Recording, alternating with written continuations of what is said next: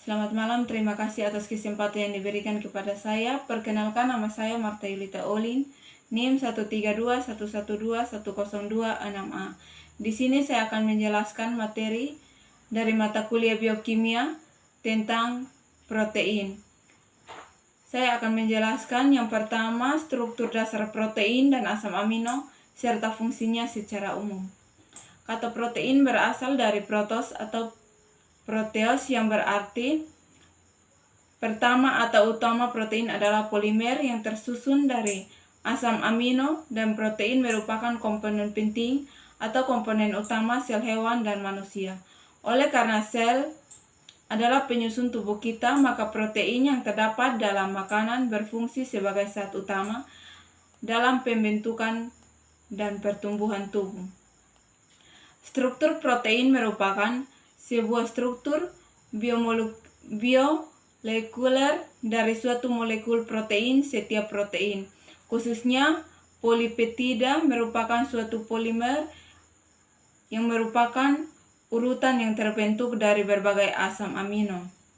Perjanjiannya, suatu rantai yang panjangnya kurang dari 40 residu disebut sebagai polipeptida, bukan sebagai protein. Protein memegang peranan penting dalam hampir semua proses biologi. Protein merupakan komponen penting atau komponen utama sel hewan atau manusia. Oleh karena sel itu merupakan pembentukan tubuh kita, maka protein yang terdapat dalam makanan berfungsi sebagai zat utama dalam pembentukan atau pertumbuhan tubuh. Untuk dapat melakukan fungsi biologis, protein melibatkan ke dalam satu atau lebih konfirmasi spesial yang spesifik, didorong oleh sejumlah interaksi non-kovalen seperti ikatan hidrogen, interaksi ionik, gaya van der Waals, dan sistem kemasan hidrofobik. Struktur 3 dimensi protein sangat diperlukan untuk memahami fungsi protein pada tingkat molekul. Asam amino yang berbentuk protein bertindak sebagai prekursor sebagian besar koenzim, hormon, asam nukleat, dan molekul-molekul yang esensial untuk kehidupan.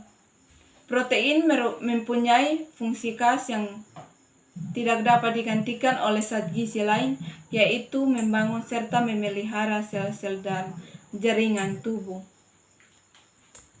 Yang kedua, saya akan menjelaskan tentang pengelompokan sifat dan fungsi protein dan asam amino bagi tubuh. Protein dari makanan yang kita konsumsi sehari-hari berasal dari hewani maupun nabati. Protein yang berasal dari hewani seperti daging, ikan, ayam, telur, sedangkan protein yang berasal dari tumbuh-tumbuhan seperti kacang-kacangan, tempe, dan tahu disebut protein nabati.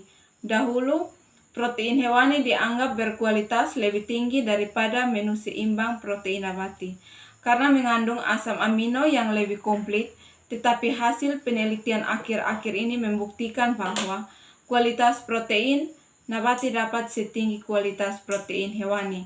Asalkan makanan sehari-hari beraneka ragam, protein dibutuhkan untuk pertumbuhan, perkembangan, pembentukan otot, pembentukan sel-sel darah merah, pertahanan tubuh terhadap penyakit, enzim dan hormon, dan sintesa jaringan badan lainnya. Protein dicerna menjadi asam-asam amino yang kemudian dibentuk protein tubuh di dalam otot dan jaringan lain. Protein dapat berfungsi sebagai sumber energi apabila karbohidrat yang dikonsumsi tidak mencukupi, seperti waktu berdiet ketat atau pada waktu latihan fisik intensif. Sebaiknya kurang lebih dari 15% dari total kalori yang dikonsumsi berasal dari protein. Sekian dan terima kasih.